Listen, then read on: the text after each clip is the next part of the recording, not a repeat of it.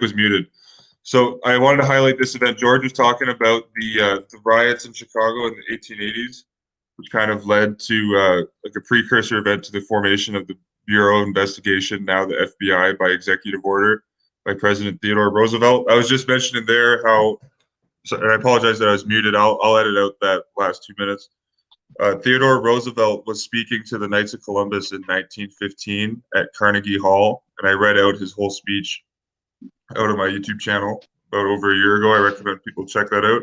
But it was Theodore Roosevelt created the Bureau of Investigation by executive order, and he placed a Roman Catholic, Charles Joseph Bonaparte, as the first director. Charles Joseph Bonaparte being directly related to Napoleon Bonaparte. I just want to make sure my screen's still shared there. And actually, just in terms of Bonaparte, I have a quote on a post I did a long time ago, just on the FBI here. This was from a biography of Bonaparte written by a Catholic priest, Charles Joseph Bonaparte. His life and public services by Bishop Joseph Buckland. But this is what Buckland says here. He says, his, Charles Joseph Bonaparte's, militant loyalty to the Catholic Church was exhibited on all occasions. I'll just read that sentence there. So this is that's the guy who found that this is the first director of the Bureau of Investigation. And what I was saying while I was muted there is that there's nothing in the U.S. Constitution that warrants the creation of an FBI. Essentially, it's the Pope's inquisitorial Gestapo that has been hoisted on the American public. And this event here, which is actually taking place today, January 28th, 2021, there's something that's called the International Conference on Cybersecurity, which is a joint project between the Federal Bureau of Investigation, the FBI, and Jesuit Fordham University. This is an annual conference at Jesuit Fordham, which has been taking place for over 10 years now. You can see I'm on the Jesuit Fordham website. You can see my screen, George. The Federal Bureau of Investigation at Fordham University will host a complimentary ICCS, that's the abbreviation, the ICCS special event Thursday, January 28th from 2 to 3 p.m. as part of the virtual ICCS speaker series. And how ironic that the day before this conference, George, it comes out that the leader of the Proud Boys was an FBI informant too. Tarrant, or whatever that guy's name is, Proud Boys leader. And the Proud Boys, of course, used the Roman wreath on their uniform. But this right here from the article says the FBI strategy for tackling cyber threats in 2021 and beyond with Director Christopher Wray. So Director Wray's remarks will be followed by a discussion with Ed Strotz. This Ed Strotz went to Jesuit Fordham, founder of the Strotz Friedberg, known as the Aon Cyber Solutions, and Matt Gorman, Assistant Director of the FBI Cyber Division. This is key here. The session will be moderated by Jesuit Fordham University President Joseph M. McShane, S.J. So the Jesuit is mediating the cybersecurity conference. You see here the ICCS is the premier global cybersecurity event. This is at Jesuit Fordham, attracting leading speakers from the government, the private sector, and academia. It is, quote, an unparalleled opportunity for global leaders in cyber threat analysis, operations research, and law enforcement to coordinate and share their efforts to create a, quote, more secure world. Oh, Eric. So George, so obviously censorship will be the main talk here. How can we eliminate all of the Pope's enemies on the internet? Okay, I'm sorry. Do you mind? I made reference to the Haymarket explosion. I just needed to make a correction. It was actually on May the 4th, 1886. Now, I said May the 1st. Well, the mayor of Chicago at the time was a fellow by the name of Carter Henry Harrison Sr. His dates were the 15th of February, 1825 to October the 28th, 1893. And I'm sure Zach would know the significance of those dates. But anyhow, he got his undergrad degree from Yale. He served as the 29th and 33rd mayor of Chicago. Now, this Harrison was the mayor of Chicago during the Haymarket explosion. Among other things, he was a member of the Scroll and Key. Oh, the Yale Scroll and Key? Yes. So, Interesting. As I said, this is something that has been basically not written out of the history books, but most people have never heard of the Haymarket explosion. This took place, as I said, in 1886. Well, just George, I wonder if do you see my screen So here? it I was wonder if blamed. George, I'm just wondering if the city of Chicago had their Roman military fasces representing fascism and Roman military conquest. I wonder if they had the fasces on the city hall at that point at this Haymarket rally. You can see it where my mouse is here. That's at Chicago City Oh, Hall. okay. And actually, didn't you mention that Lightfoot, the current mayor's top advisor, went to Georgetown? What was it, Clausen? Yes, his name is Clausen. Maurice? Oh, was it Clausen? Oh, I'm drawing a blank. Yes, he got his undergrad degree from Georgetown. Morris Clausen. Oh, that's a great find. Well, So I they wonder what run. Okay. I'm just gonna try to Well, find out what year this fasces went up in Chicago, just because that's as clear as it gets that Rome's running the show.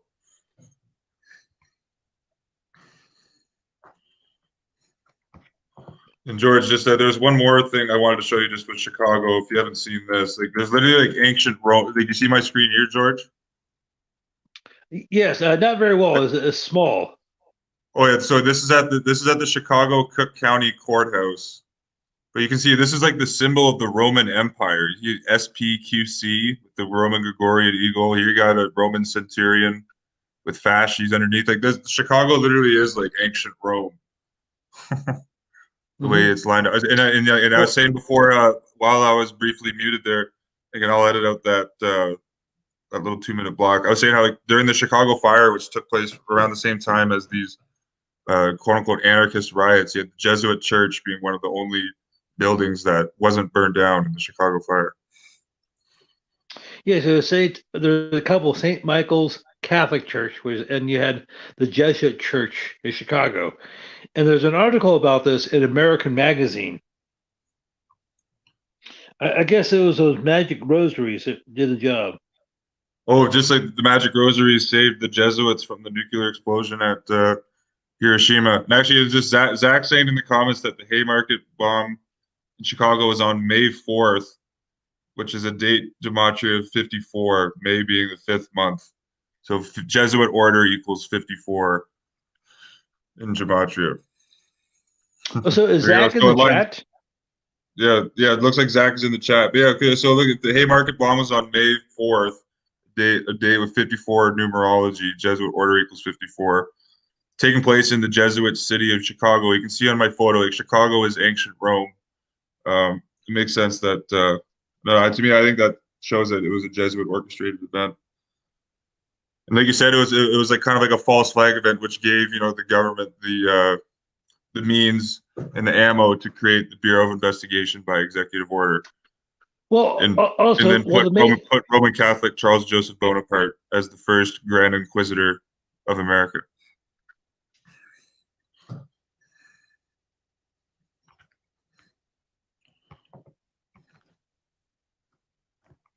Was you there, George? Or Yes, I am. I'm looking up.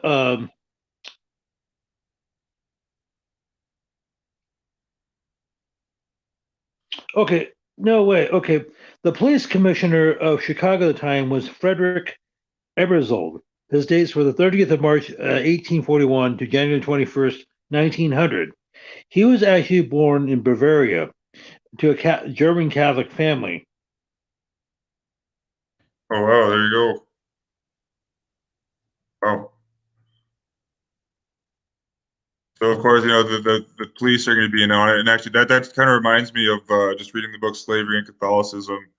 Richard Roscoe Miller, he said that during the draft riots in New York City during the Civil War, led by Archbishop of New York John Dagger Hughes, that the reason the riots went on for so long is because the all the police and law enforcement were of Catholic extraction. Sounds like similar with Boy, I'm this glad that. Haymarket. Also, that sounds similar to what happened in D.C. a few weeks ago. Oh, absolutely. When they were the protests, when they Now, were just let in. Yeah, I And know now, of I don't course, know this the guy. mayor of DC is Muriel. Oh, Bowser. Yeah, she's a Catholic, devout Roman Catholic. I just Oh, want to yes. find the head of the Metro And of Police. course, if you Yeah, look at the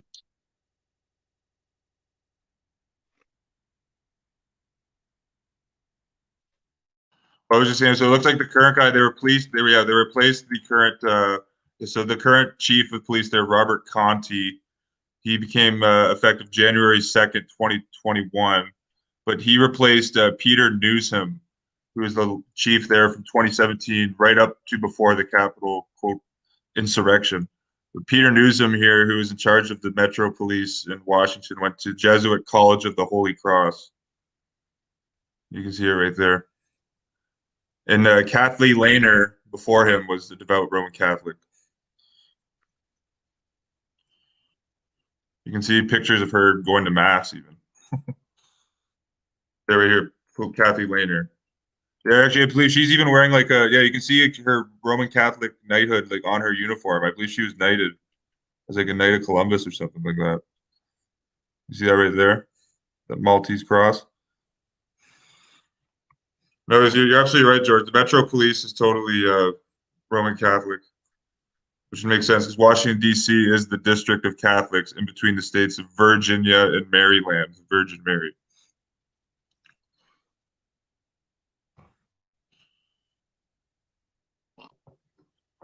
And just to highlight, just going back to this international conference on cybersecurity, this is taking place today at 2 to 3 p.m.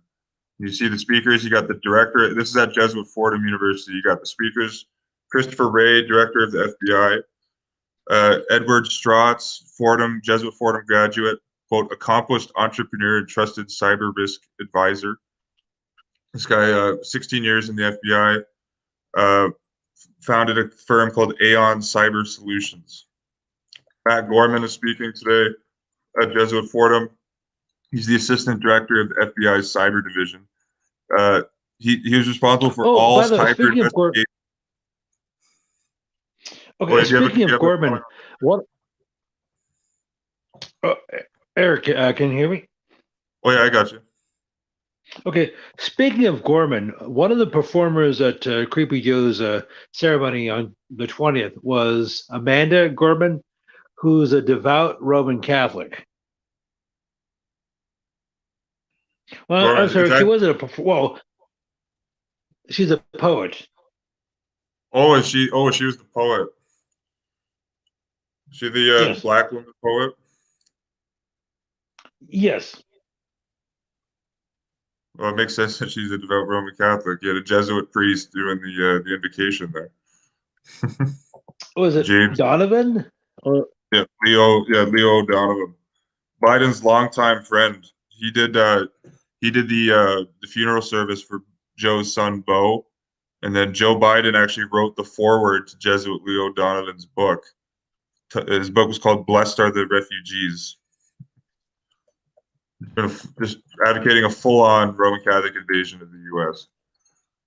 And you see, just I mentioned that the leader of this conference here that's going on today is Joseph M. McShane, the president of Jesuit Fordham University. Entered the Society of Jesus in 1967, ordained a priest in 77. This guy's probably one of the most powerful Jesuits in America today. Is Joseph M. McShane. I actually found a blog article on IBM's own website, uh, written by this Jesuit Joseph McShane. There he is, right there. You see my computer screen, Joseph M. McShane, president of Fordham. He wrote this article called "How Jesuit Fordham and IBM Are Teaming Up on Blockchain." Look at that. But this is what the Jesuit says. He says, "You may wonder what a 175-year-old Jesuit university in the heart of New York City might have in common with IBM, a global icon of modern technology. Let me assure you that we are linked in ways both deep and long-standing." Here, most recently in 2009, Jesuit Fordham collaborated with IBM to introduce a new business analytics curriculum to help prepare students for careers in growth industries, including energy, utilities, and healthcare. So it's interesting that this Jesuit, who's very close with IBM, is now moderating the FBI cybersecurity conference. Very interesting to say the least. Of course, there was actually a Jesuit priest. Just on while I'm on the topic of IBM, of course, IBM built they allowed Hitler and the Nazis to keep good tabs on their inmates in the concentration camps using their IBM computing technology. There's actually IBM had their own Jesuit priest. Hey, this guy here, Roberto Busa, S.J. People should look up this guy's relationship with IBM. And this guy actually, he met with Thomas Watson, who was the longtime president CEO of IBM, who was knighted by Hitler with the Order of the German Eagle in 1936. It was actually with IBM technology they remastered all of the works of St. Thomas Aquinas. That's what IBM's assets are being used towards. Very interesting to say the least. And this FBI conference, and you see here being led by this IBM Jesuit, Joseph McShane. This conference has been going on for over 10 years. I've documented this. Here's actually over 10 years. Here's the conference from 2010. This is when Mueller, from the Mueller report. Yeah, the FBI director Robert Mueller was director at the time. You see here from 2010. This is from the FBI New York field office. The International Conference on Cybersecurity, ICCS, 2010, a joint effort between the Federal Bureau of Investigation and Fordham University Jesuit, brought together global leaders and representatives from over 40 countries in emerging cyber threat analysis and enforcement at Jesuit Fordham University's Lincoln Center campus. Among the top speakers to present at this event was FBI Director Robert Mueller III. Here you can see, I'll show you the photos just from this article. Here you got Robert Mueller with Jesuit Fordham University trustee Mark Toohey there. You got the chairman of the Jesuit Fordham Board of Trustees, John Tugnino, also with the FBI director there. And actually, George, this comes from the book that I'm holding here, just the FBI and the Catholic Church. I know you got a copy of this book, but you remember the Father Robert I. Gannon, president of Fordham University. People, you can see photos on my website. I'll just show you. I'll pull up a photo of this guy while I read this quote. Let's see. So you can see a photo of this president of Fordham with the President Franklin Roosevelt. Where is this here? Right here.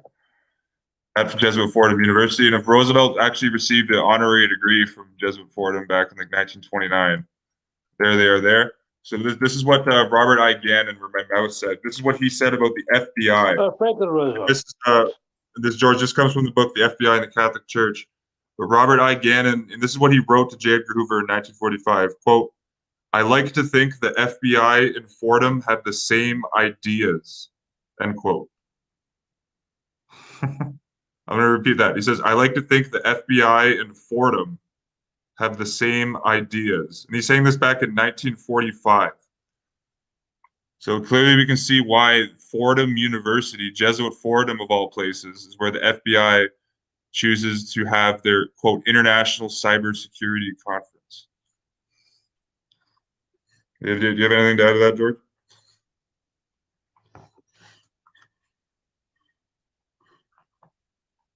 Well, okay, there's a reason why we call it the Fascist Bureau of Inquisition.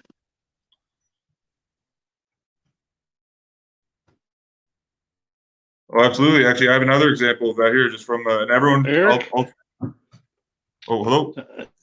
Hello, Eric. Oh, you got me, George? Yeah, I got to. My mic's not muted there. Can you hear me?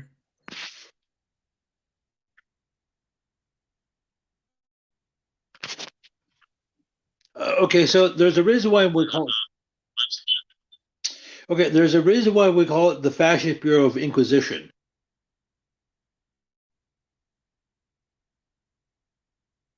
Oh, absolutely. Just think just common sense wise, like why hasn't the FBI arrested all these pedophile Catholic priests yet?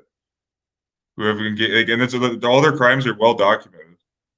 It's all in the court files. Like why are all these Catholic priests getting away with rape and pedophilia? It's just like, well, you could say, why is it most of the Nazis after World War II ended up getting off? a handful of them were convicted. A few were like 10 or 12 were hanged. But the vast majority of them were never even prosecuted. Absolutely, actually, and I'll go into that because it was actually it was the Jesuits working with the FBI, the Operation Paperclip, who brought all the Nazis over into the U.S. and then they drum up or dram And, up the ridiculous anti-communist Inquisition through like the House of Un-American Activities.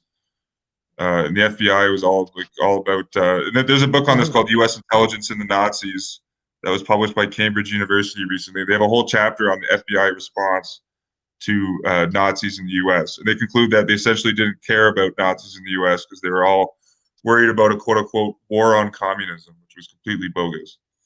You had communists like Louis Buttons who taught at Jesuit Fordham University, and then he converted to Catholicism after supposedly exiting the Communist Party. And it was actually J.J. Murphy all the way back in 1946 called the quote communist Louis Buttons a lay Jesuit. So ultimately, and actually, I have an article that I'll bring up after this that shows how the FBI was supposedly going to indict Chase Bank, the Rockefeller Chase Bank, in 1944 for Nazi collaboration, and it was the prosecutor for the U.S. Southern District of New York, Jesuit trained at Fordham again, Matthias Carrera, blocked the FBI from indicting Chase Manhattan Bank. In reality, it was probably them working together. But from that book, U.S. Intelligence and the Nazis, yet another Jesuit Fordham connection to protecting Nazis is shown. But just I want to show you, so this conference started in 2009. You see from the 2010 article, it says for the second year in a row, Jesuit Fordham has partnered with FBI to sponsor the conference.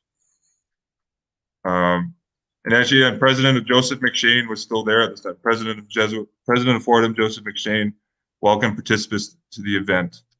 And this is what he said back in 2010, quote, learning information has privileged place in the academy. Therefore, it is both natural and providential that Fordham join with the FBI to convene experts in law enforcement, academia, and industry on the integrity of the nation's cyber infrastructure. In its second year, this conference and the close partnership it represents, is a model way forward in protecting what has become a critical component of the global intellectual marketplace. Uh, and this, at the time, the acting director of the New York FBI, George Venezuelos, you can see a quote from him here. This guy went to Jesuit Fordham. And here's a photo of Father McShane here with FBI agent, FBI New York Special Assistant Agent Austin Burgess. So again, like this connection is wide in the right in the open, and no one's talking about it. The FBI and Jesuit order are clearly, aligned, and the FBI is the papal inquisitorial Gestapo police force in the U.S. There's no mention of the FBI in the Constitution. The first director of the FBI was a Roman Catholic, Charles Joseph Bonaparte, who viewed Catholics as heretics. I'll show you the photo here. I had it up earlier on. But J. Edgar Hoover received the longtime director of the FBI after the Kennedy assassination. Just a year and 2 days later, after JFK was murdered, Hoover received an exact replica of Ignatius Loyola's crusading sword that he took into battle to murder the heretics back in the 16th century. You see it right here. Edgar Hoover holding the sword. And I have the quote here also on my website. This Cardinal Richard Cushing of Fordham University. Actually, no, I don't know if he went to Fordham. I think he was a Boston Archbishop. Probably went to affiliated more with Boston College. This is what Cardinal Cushing said of J. Edgar Hoover, and this comes from, I put the source here. This is from an article called The Director and His Eminence, the working relationship in questions of church and state as referenced in Cardinal Cushing's FBI files. Cardinal Cushing said of J. Edgar Hoover, quote, in these parts, if I quote J. Edgar Hoover, it's just like quoting the Pope. Right there, so, it's like clearly, the FBI is a Roman Catholic Inquisition. And here's what Averman Hatton wrote in The Dollar in the Vatican back in 1957. And I'll just read this, George, and then jump in right after. Aver says, American Catholics, like Catholics the world over, would need not so much the primitive lie detectors used by the American FBI in 1952 as the elaborate, gigantic lie detectors of a future world dictatorship to find out all in its nastiest form the veritable hatred which those of them who are capable of political thinking nurse towards any form of true democracy, including the American. As far as the other things are concerned, however, Catholics are the most honestly outspoken of all Christians, particularly when they feel cheerful. In those moments, they put their hearts in their hands and just let any heretic or indeed any miscreant have a good look. When they can say anything, then they can say anything. Even the greatest of all truths, namely the one cherished for almost 20 centuries, that they are determined to wipe out all non Catholics. An American hierarch, and hence automatically an American, quote, super patriotic teacher, who consequently would never dare to teach, quote, non American principles, said something which, if the FBI had not been riddled with Catholics, might have made it somewhat concerned about the future of genuine American freedom of worship. And here's what Cardinal Cushing said. This is what Avro quotes him saying, quote, "We cheerily concede," said Cardinal Cushing, Archbishop of Boston, "that, quote, the Catholic Church is engaged in a frankly avowed conspiracy to win America and the world for Christ, Okay, and therefore to Eric, convert all nations." something you're talking about. Wait, what were you saying, Jordan?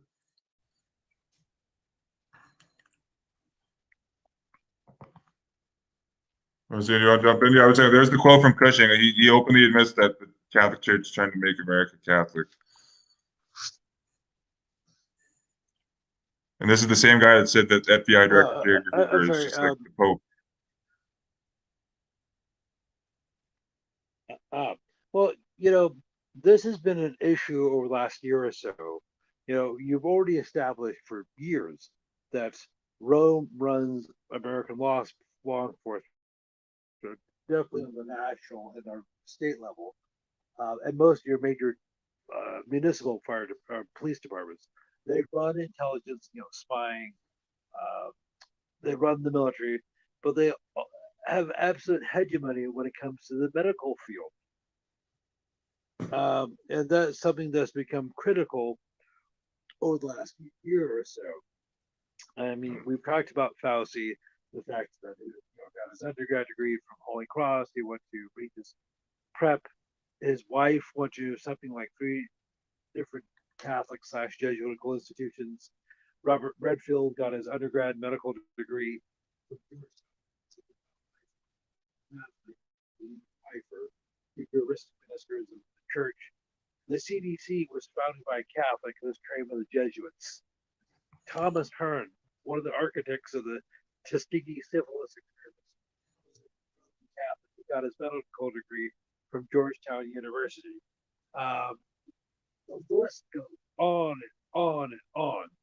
And this whole idea of wearing masks and getting the poke is not only as a so-called public health issue, it's also become a matter of religious dogma. If you dare question their authority or the narrative, you're a heretic worthy to be burned at the stake. Well, absolutely. Well, George, just on that point, I have the video on my channel. The Dutch Jesuits earlier this year wrote this kind of bogus letter channeling Ignatius of Loyola. But they claim that this came from Ignatius Loyola, but it was just written by Dutch Jesuits. Mm-hmm. But the Dutch Jesuits said that we all need to worship the medical authorities like it was God himself, which clearly, shows that this has become like a religious cult. This is nothing about, following the science.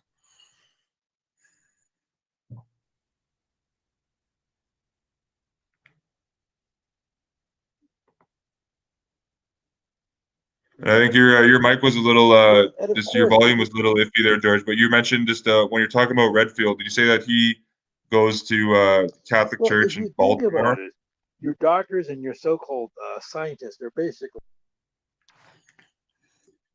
well, I guess somewhere, I didn't know if it was Baltimore, but it's somewhere close to DC.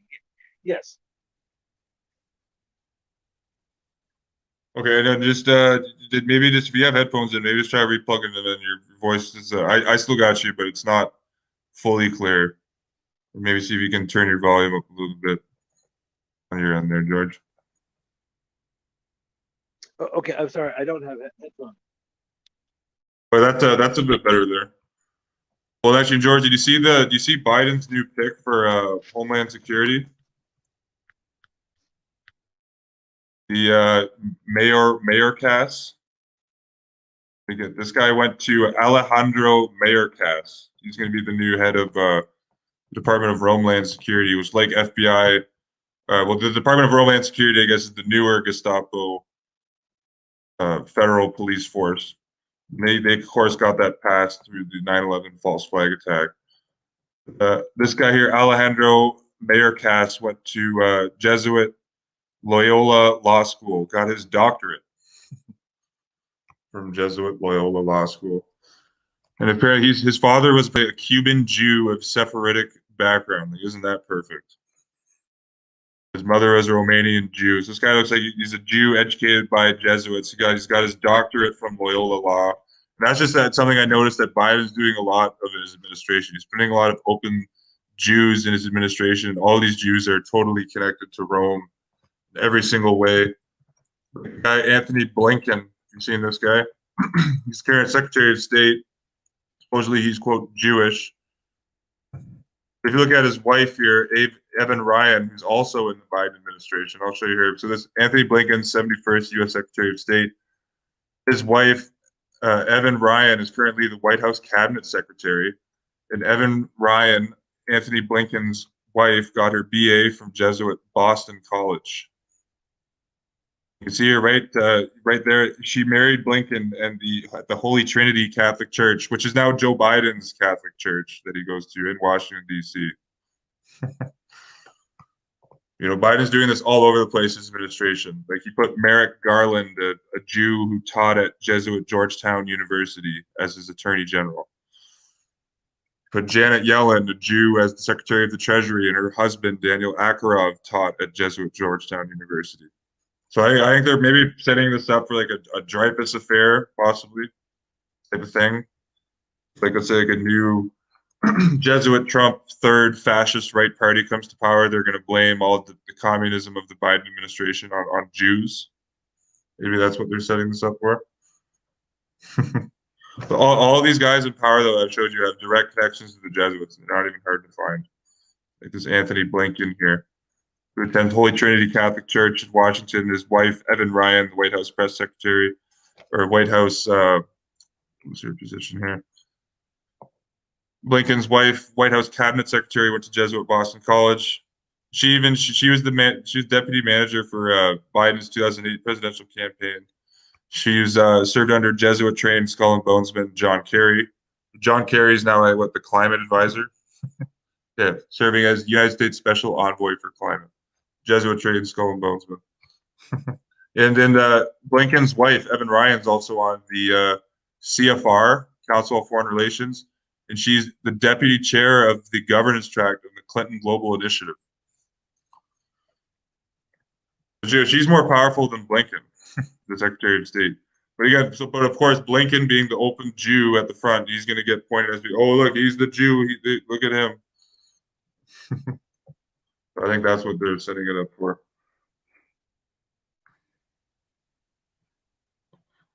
Are you still there, George?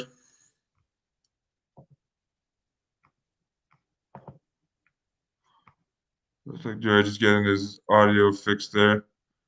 Yeah, just have you guys see in the chat? I just noticed that Jesuit Biden's putting a lot of Jesuit trained or Jesuit affiliated quote Jews in his administration. I think they're gonna maybe long term set it up for a type of Dreyfus affair where they're gonna blame all the communism from Jesuit Joe Biden and his cronies on Jews. There's a long precedent of the Jesuits doing that. If you want an example of a book on myarchive.org that I just put up, see how it was done in Argentina. Read the Catholic Church in the Jews, Argentina, 1933 to 1975.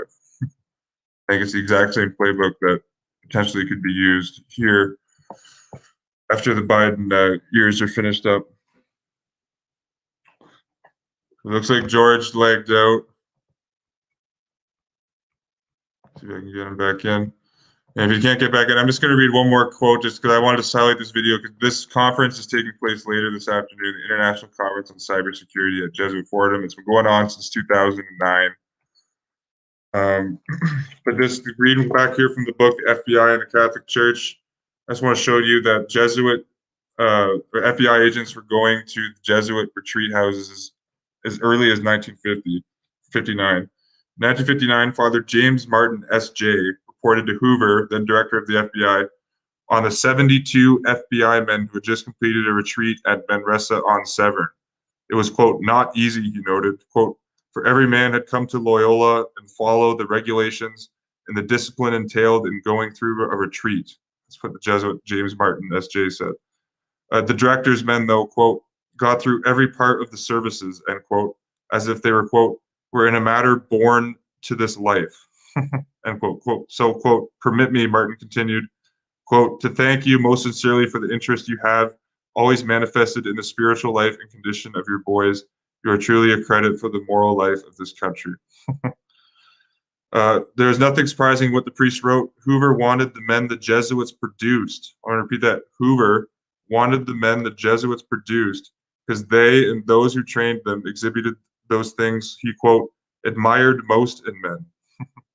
And you can this keeps going here. There is a Jesuit priest who's actually a chaplain of the FBI when Hoover was director, named Father Robert Lloyd, S.J. And Hoover gave this guy a big. He gave him a chalice, and in Hoover's chalice, it praised the Eustachi mass murdering psychopathic bishop Archbishop Stepniak as a hero of humanity. And it praised Cardinal Vincenti, who orchestrated the failed designed coup d'etat attempt in Hungary to have the Hungarian patriots crushed by the Soviets as a hero for humanity. See right here, Reverend Robert Lloyd. This is the exact. I found that this is the story from the original, like 1950 Catholic News Archive. That I think this guy, this author of the FBI and the Catholic Church, sorts out. If you can see right here, FBI men throughout country honor priest at his jubilee. There's the Reverend Robert Lloyd. Robert Lloyd. I'll just read a bit more from this book, The FBI and the Catholic Church. You see the relationship. You see, it's the Jesuits' FBI. No exaggeration. The chapter. Let me see here.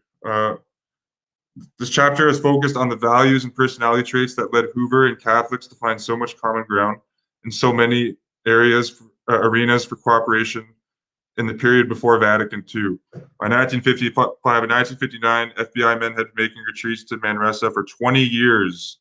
20 years. So the FBI men started going to Jesuit retreat houses in 1939 at the height of fascism in the world. You had Hitler in power, Catholic Adolf Hitler, Catholic Francisco Franco, Catholic Benito Mussolini, Catholic Ante Pavlich, et cetera, et cetera, et cetera. Catholic De La Vera, the dictator of Ireland. Military coup d'etat in Argentina around this time, supported by the Catholic Church. They support every bloody military coup in South America and all across the world. So again, the Jesuits are all about fascism and military dictatorships. That's their ideal way a society runs. You see, by 1959, FBI men had been making retreats to Manresa for 20 years. During the first 15 or so, its director was Father Robert Lloyd, S.J., you see right there, who moved there from Georgetown Prep in Garrett Park, Maryland. Lloyd and Hoover had met during the Lindbergh kidnapping case and developed a particularly close friendship. The Jesuit consoled the director when his mother died in 1938. And this is what Hoover writes, quote, in the past year, Hoover testified, quote, I have had my trials and sorrows, deep sorrow, and I can say from my heart tonight that had it not been for the steadfast friendship of Father Lloyd and the consolation he gave me, I do not know how I would have stood them. Values, too, helped Hoover and Jesuit Lloyd grow close. In the Manresan Jesuit magazine, the Jesuit attacked virtually everything that Hoover opposed and supported virtually everything Hoover espoused. He did all this in the gendered but plain language of the spiritual athlete and warrior that he had learned at home and in his Jesuit training. Hoover and the FBI expressed their affection for Jesuit Robert Lloyd, who gave the invocation at the National Police Academy's graduation exercises 39 consecutive times in 3 unprecedented ways, 39 consecutive times. This guy spoke at the FBI National Police Academy. Interestingly, the Jesuit priest Edmund Walsh, it's also cited in this book, was a regular speaker at the FBI Police Academy. But again, I'm just going to read the chalice. Upon his return to Manresa, the Jesuit found that the FBI had installed a metal filing cabinet with a built-in safe to hold in the chalice. Let's talk about the chalice. I'm just not going to read the whole page. Lloyd framed his comment to the FBI's gift with the context of the worldwide struggle against communism. Quote, this is what the Jesuit, or this is what the FBI said to or this is what the Father Robert S. Lloyd said about getting the chalice from the FBI. Quote, think of Cardinal Mindszenty. Think of Cardinal Stepniak. Remember, Stepniak was the Ustashi mass murdering fanatic who oversaw the genocide of over 800,000, probably over a million in Croatia. A million people dead over this guy's watch in a span of a year. Think of the persecuted priests and nuns and the Christian laity behind the iron curtain of terror and godlessness. Then think of the chalice of salvation presented to your most humble and unworthy servant from the hands of Director Hoover, the head of the greatest law enforcement agency in the world. There you go. They did such a good job, right? When they had Roman Catholic William Sweeney lead the FBI case after Jeffrey Epstein. He had FBI William F. Sweeney Jr., who went to Roman Catholic Villanova University, right there, and who attends Catholic Mass with Cardinal Dolan. I wonder why the FBI quote lost the videotape at the jail where Epstein was at. I wonder why. And Roman Catholic William Sweeney as the head investigator, who goes to Mass with Cardinal Timothy Dolan of New York, who is a documented pedophile protector. I wonder why.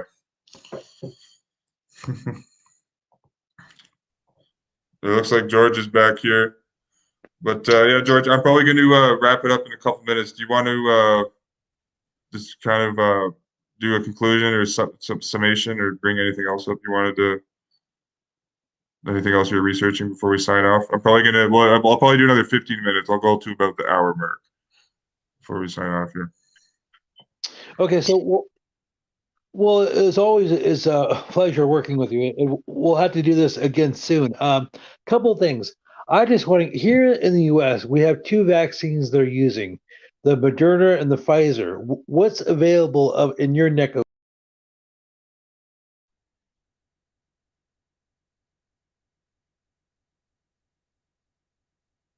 Well, in Canada, they also got Moderna and Pfizer and the 2 candidates right now. There's a Canadian vaccine that they're supposedly working on at the moment. Right now, it's just Moderna and Pfizer.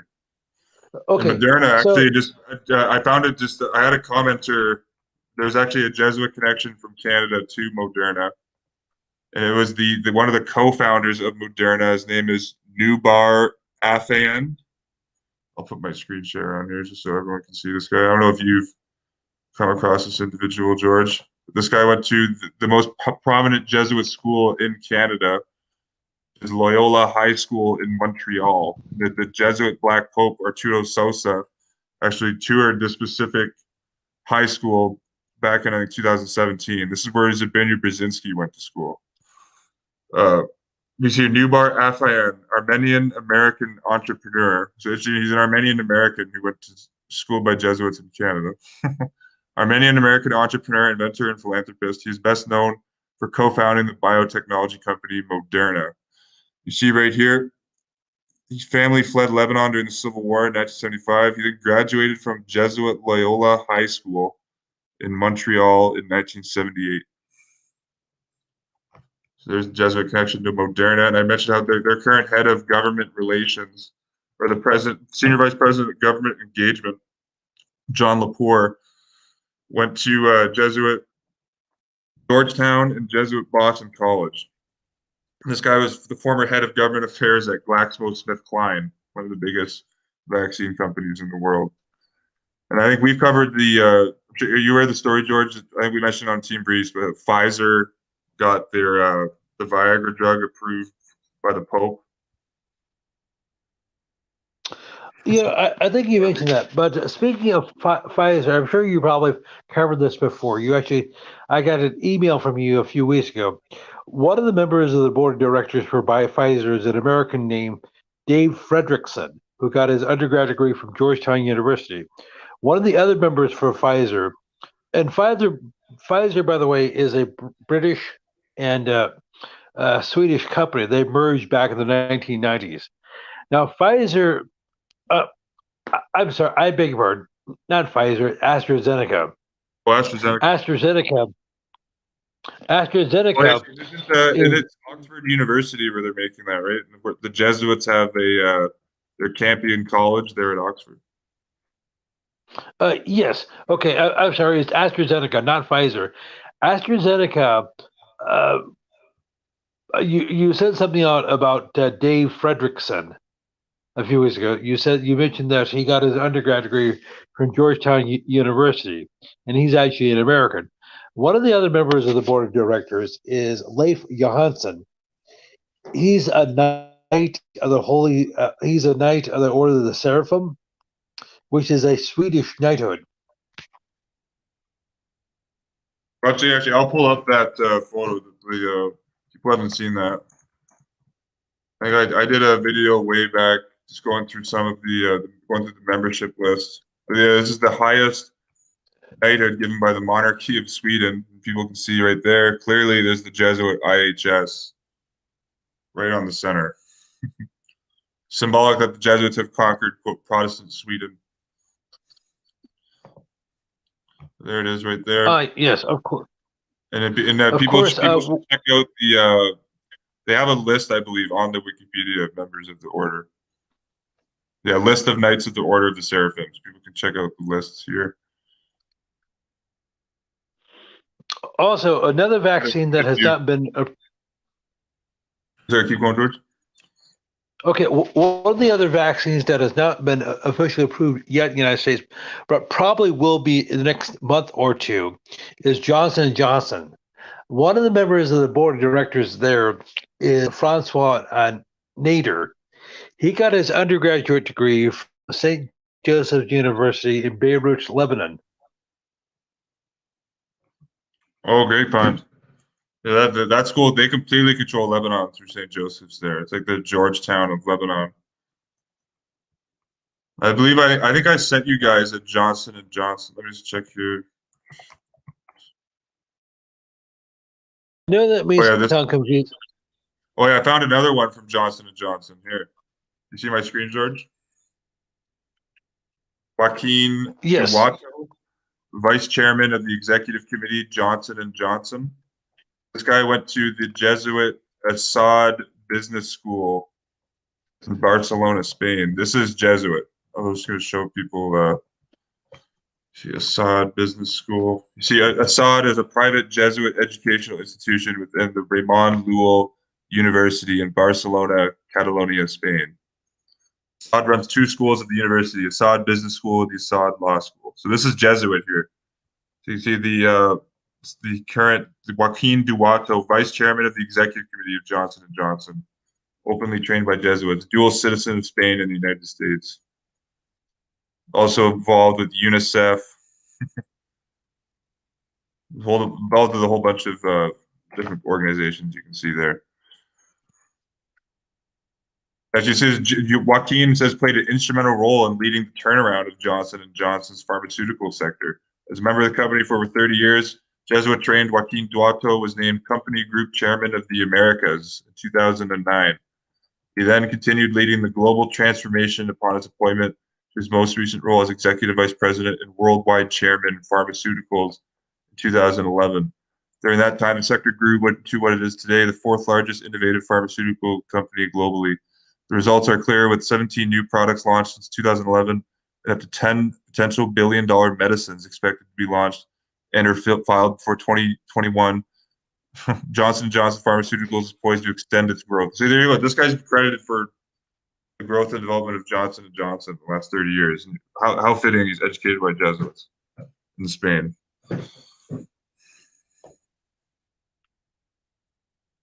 And George, if you go through all of these companies, George, you find that all the board of directors are stacked. Like here, you got William Bentley Ball, the current legal counsel of Pfizer, is a knight of Saint Gregory the Great, educated at Notre Dame University, also educated at Villanova University, educated also at Notre Dame Cathedral Latin School.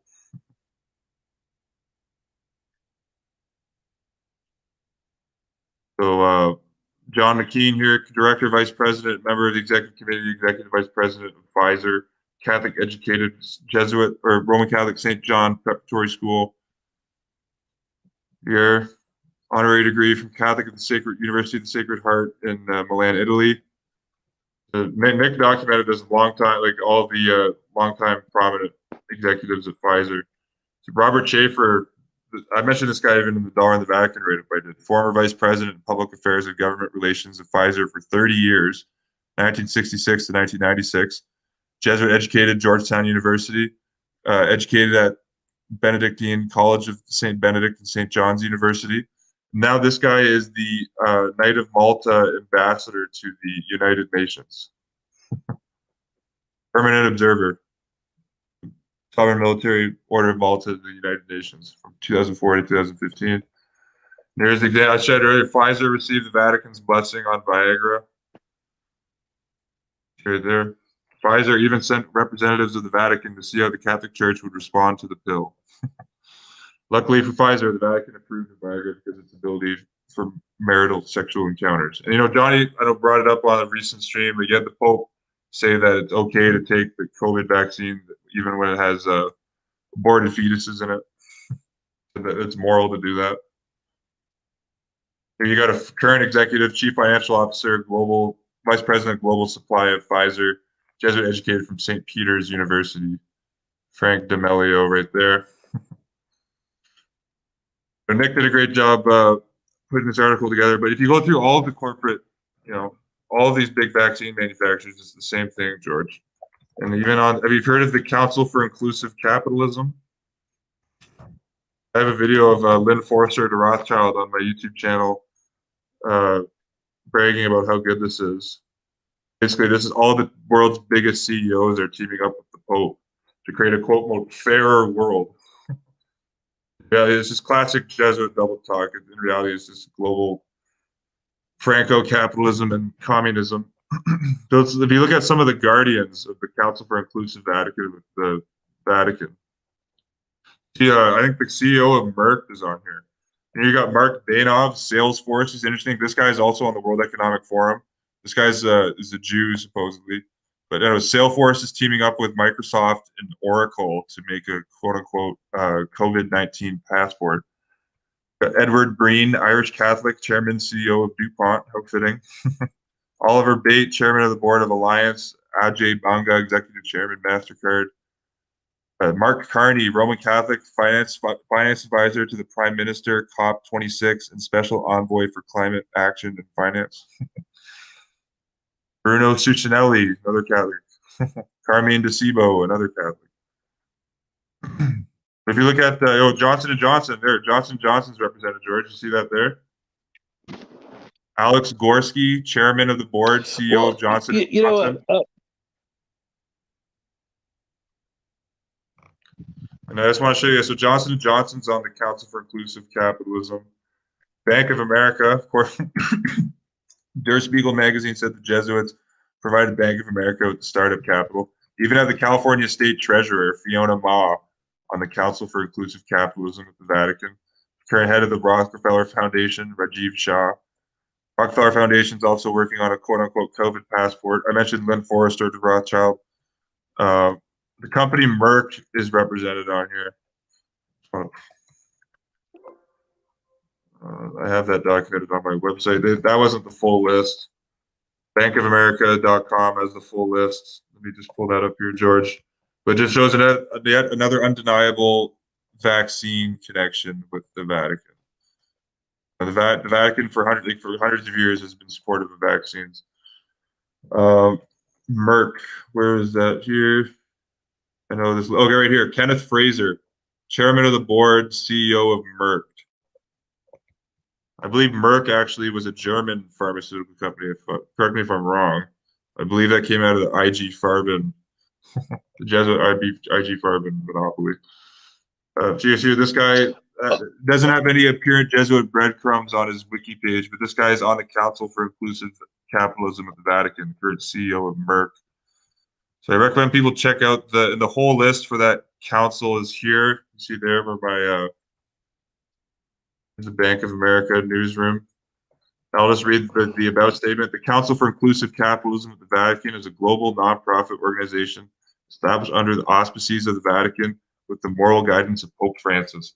And just to tie it in with what we're seeing with the FBI cybersecurity conference today with the FBI, what the FBI's role and Homeland Security's role and all really law enforcement's role across the world will be to ensure that the massive corporations in cahoots with the with the Vatican have all of their property protected. Because it's already been ruled by the U.S. Supreme Court, is that actually a Catholic judge, Antonin Scalia, wrote the decision in Casarac versus Gonzalez, but American citizens or United States citizens have no obligation to police protection. So we're going to see that the police will be sent out to protect the global CEOs of the private property and protect the Pope's financial assets. That's what they'll be talking about at Fordham today. This year, our mission is to harness the potential of the private sector to create a more, quote, inclusive, sustainable, and trusted form of capitalism. The council is led by a core of group global CEOs and public leaders known as Guardians for Inclusive Capitalism who convene annually with the Vatican to advance the council's mission. So it's so in the open now, George. Kind of incredible. Well, it's interesting. I realize things are a little bit different here in the States than they are, north of the border. But I've had to talk to my local cops, the local police department, a few times last year or so regarding the whole mask nonsense. Now, fortunately, Zach, where he's living, I guess in Washington State, they're a little bit more reasonable at his post office. They're not here. They became for about 6 months or so. They were not the U.S. My local post offices were not enforcing the mask rules. Well, I guess in October, November, they said, you know what, we are. Therefore, we're not allowing anybody inside. And so I talked to the police, and they said, hey, that's not our jurisdiction. We have no say. Now, the U.S. Post Office is a semi-governmental entity. It's not quite a private. Well, it's semi-private but semi-public. It's a hybrid. Anyhow, so we have no control what governmental entities do or what private businesses do. We're just here to enforce the law. So, in other words, I don't mean to sound flippant. In other words, our job here is to collect a paycheck and serve enough time until we can retire and get a pension.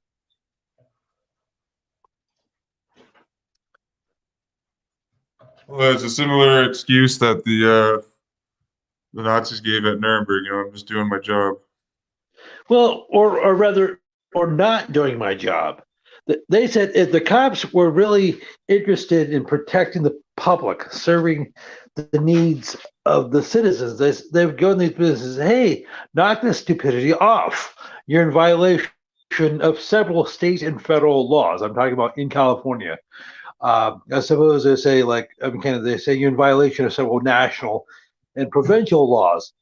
But I hear the cops are just as corrupt in your country as they are here, especially the Royal Canadian Mounted Police. They're probably the worst. Oh, absolutely. I call them the Royal Catholic Masonic Police.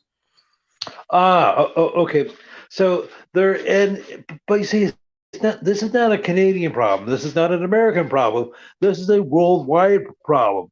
I've heard from people in the UK, in England, in Scotland, in Wales, in Australia, in New Zealand, in South Africa, all over Europe, Germany, Italy, Spain, France. The cops are not doing anything. If anything, they're more like they're basically terrorists in uniform. Oh, absolutely. Here's a good. I just wanted to bring up this connection example of terrorism done by the FBI related to the Catholic Church before we sign off. But there's the famous Robert Hansen spy affair.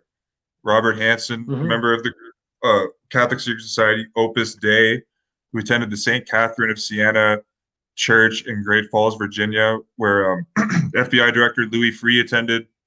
Supreme Court Justice Antonin Scalia, who I mentioned, wrote the decision in the Castle Rock versus Gonzalez, and scores of other U.S. government spooks from the Iran-Contra era.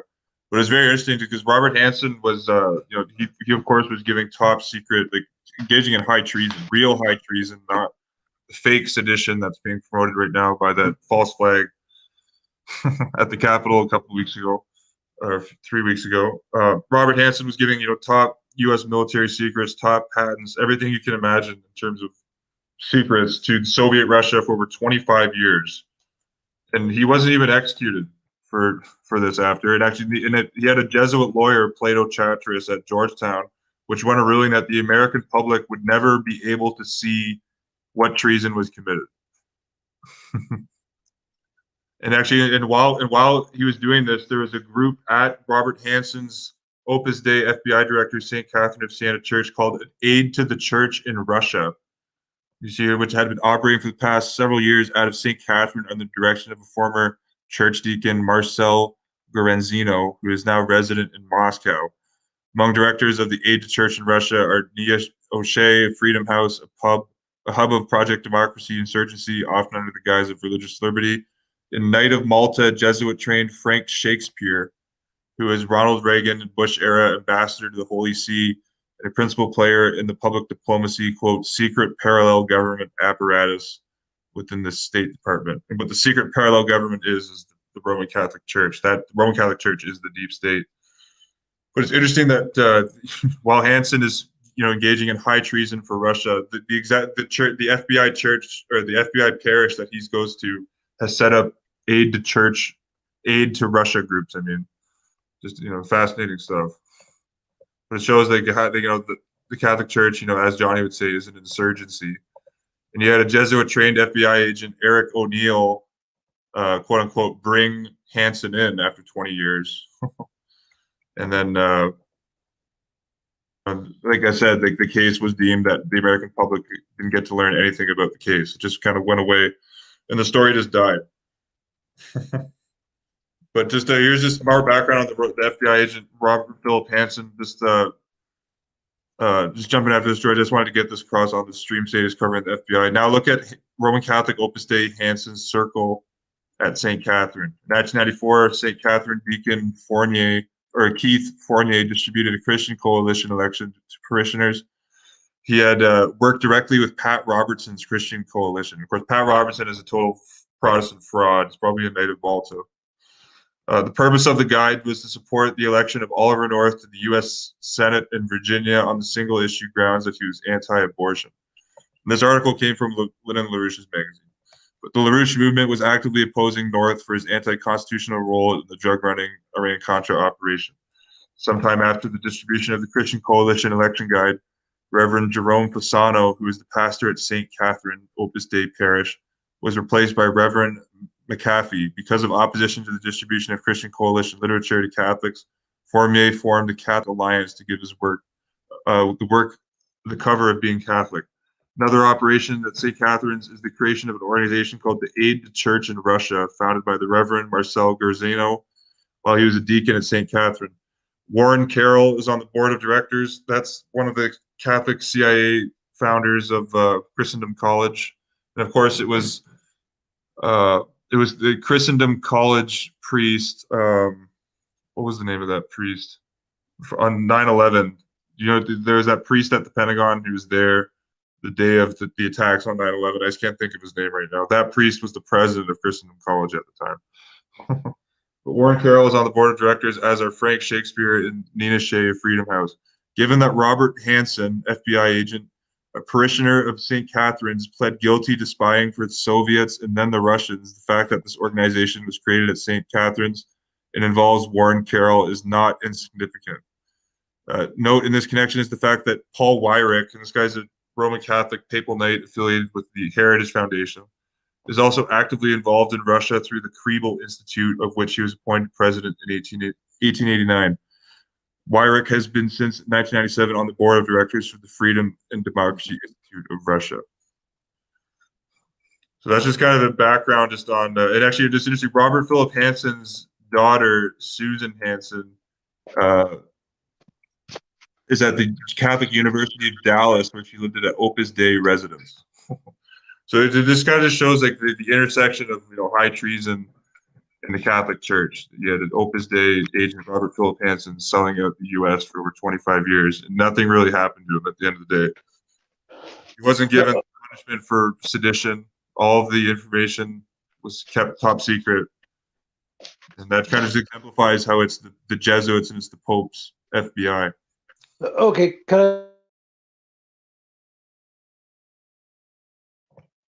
Yeah, we're a little over an hour, George. So do you want to wrap it up before we sign off? so something I realize this is true in the world, especially in the United States. Law enforcement, as you've already established in the Gonzalez versus Castle Rock decision back in 2005, and there have been other cases, the Winnebago case, that municipal law, state troopers, the police are under no obligation whatsoever to protect the public, even when they know that private citizens are in clear and present danger, such as a wife or a estranged wife has a restraining order against her husband or ex-husband. That was a whole rationale. That was the whole rationale behind the whole Gonzalez Castle Rock case, or Castle Rock versus Gonzalez versus Castle Rock. So not only are they not under any obligation to protect you, the cops are indemnified. That means that's a fancy way of saying they're protected. They cannot be fired. They cannot be sued. They cannot face civil or criminal actions. The department or the officers in question, the participants. Moreover, something we just found out recently, last year or so, not only are they under no obligation to protect you, they now have license to terrorize you.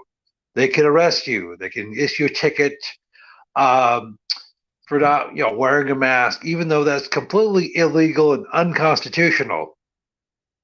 Now, fortunately, most law enforcement agencies are not being, Nazis about that, but there are some that are, such as I hear that's especially the case in Hawaii, specifically in Honolulu and places like New York City. They're Well, George, actually I'm just issuing curious. Do you people know if tickets.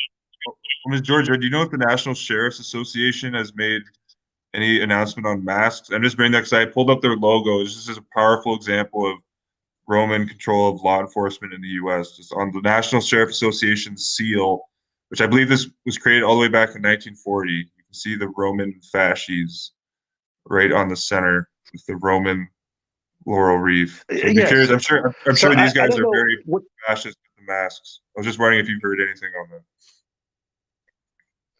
Okay, so I don't know their official position on it, but that really varies from department to department. There's no uniform policy, no pun intended, no standardized policy. So they, so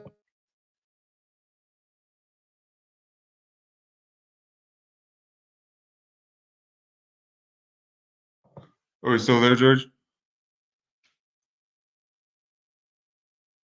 I might have lost George there on the audio.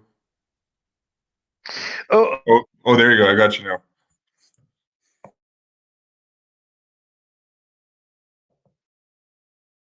other Oh, commitments to go take care of.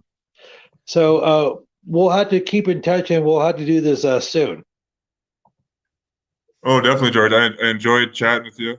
I always, I think we have good conversations. I think we put out good information that very informative, and it's empowering information. So I definitely would love to do it again. Maybe we can get Okay, Johnny and some of the other Spiritual team guys in here as well. okay. So well, maybe Johnny's doing a brief right now, but anyhow, I need to jump out. So I'll talk to you soon. Yeah, I'll talk to you soon, George. Yeah, and I just to final just Zach comment that the Royal Order of the Seraphim equals Jesus Hominum Salvator in looks like in gematria. It was established on the 54th day of the year, which is why they have the Jesuit IHS in the logo, Royal Order of the Seraphim. Highest monarchy of the country of, or the highest knighthood given by the monarchy of Sweden. founded on the 54th day. Jesuit order equals 54 with the IHS in the logo. It'd be a good way to sum it up. But yeah, great. Thanks for everyone for tuning in. Great show, George. And just for the title of this video, I wanted to highlight the conference that is taking place now at Jesuit Fordham University. The International Conference on Cybersecurity. It takes place every year since 2009. Collaboration between the FBI and Jesuit Fordham. Just more irrefutable proof that the Jesuits are running the show. And I think and I also know Jesuit Fordham has been honored. Let me just a second pull this up here. Maybe I'll finish up the quote from G. Gordon Liddy. That'd actually be a good way to end the show. If I can get my website to comply with me here. Looks like Reddit's being a little glitchy. But I know Fordham University, I have the story on my website. For some reason, it's not working right now. Fordham University was honored by the National Security Agency as well as the Department of Homeland Security. So they're not just affiliated with the FBI, they're affiliated with the whole Gestapo intelligence apparatus. And people, I'm just going to tell you just because I don't know what's going on with my website right now. On my website, just type in G. Gordon Liddy in the search bar, and you can find the quote from G. Gordon Liddy's autobiography book titled Will, where Liddy says that the Jesuits at Fordham University, quote, rule the world and that they enjoy it. Yeah, you can find that on my website. It's just, I don't know what's going on. Jay Sugo is clearly wants me to stop streaming, it looks like. So. But I think that's all for everyone. That's all for this one, YouTube. Peace and love, and non-masked. I'll catch you on the next one. Well, I would say, just about the United Nations is totally controlled by Rome. They use the Roman seal on their logo. So I have a video on my channel of the Jesuit Thomas Reese speaking about American politics. He says that the Vatican has always been close to the United Nations. That's a quote coming from a Jesuit. So the UN and the Vatican are one and the same. The papacy, the Catholic bishops, and the Knights of Malta and various other Catholic orders have permanent observer statuses in the United Nations. But that's all for this one, YouTube. Peace and love. I'll catch you on the next episode. See ya.